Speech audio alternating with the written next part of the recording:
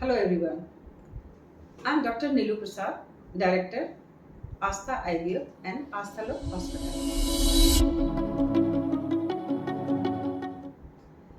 आज हम बात करेंगे रिकरेंट प्रेगनेंसी लॉस के ऊपर।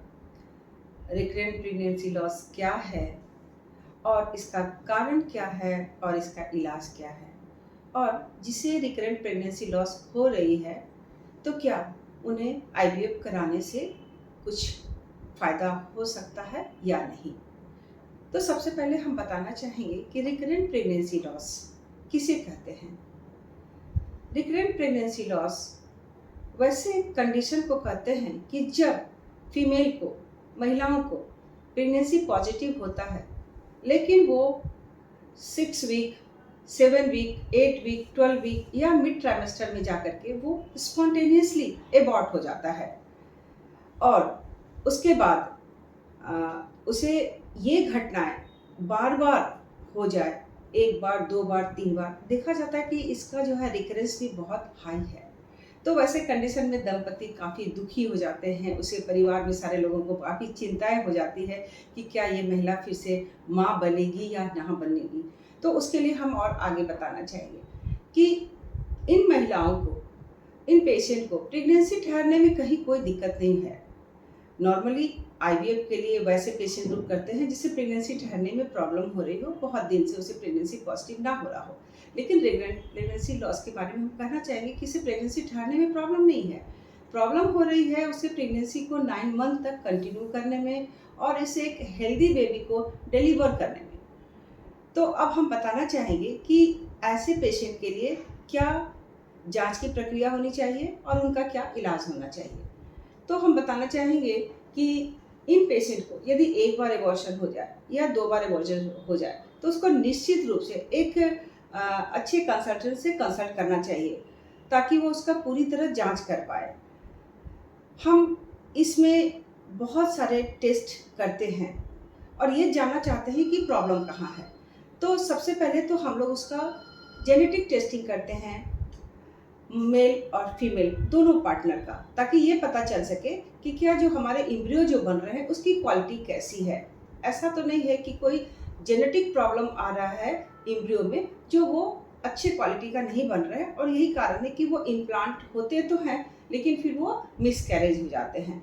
तो जो सबसे ज़्यादा कारण देखा जाता है वो मिसकैरेज का, वो होता है उसका जेनेटिक इन्वॉल्वमेंट। इसके और भी बहुत सारे कारण हैं, जैसे इन्फेक्शन हो जाना, या नहीं तो फिर एनाटॉमी ऑफ द यूट्रस जो बच्चेदानी है उसकी बनावट में कुछ गड़बड़ी होना, या कुछ ऑटो इम्यून डिसऑर्डर्स भी होते हैं।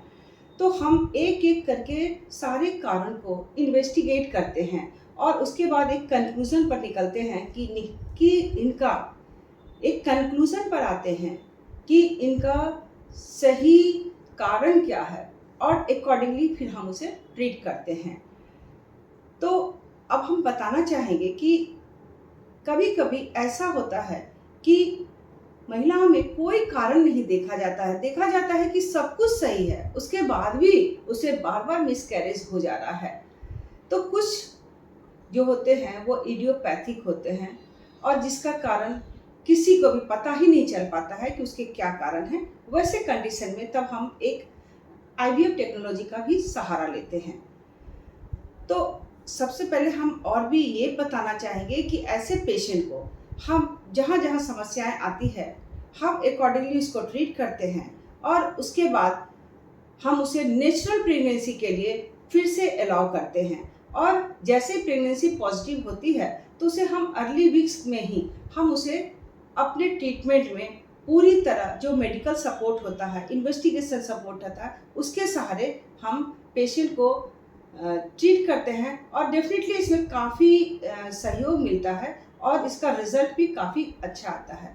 लेकिन कभी कभी बहुत मेहनत के बावजूद भी मिसकैरेज की जो कंडीशन है वो देखी जाती है।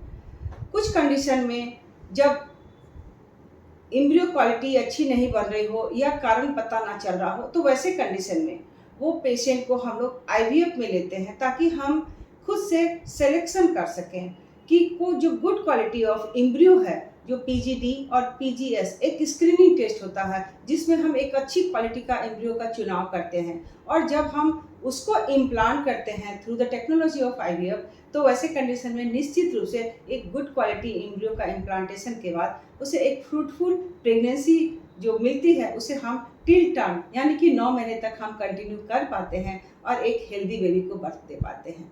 तो इसके लिए ज़रूरी है कि पेशेंट को एक अच्छे सेंटर पर इलाज करना, और निश्चित रूप से उसे एक अच्छा रिजल्ट मिलेगा। धन्यवाद।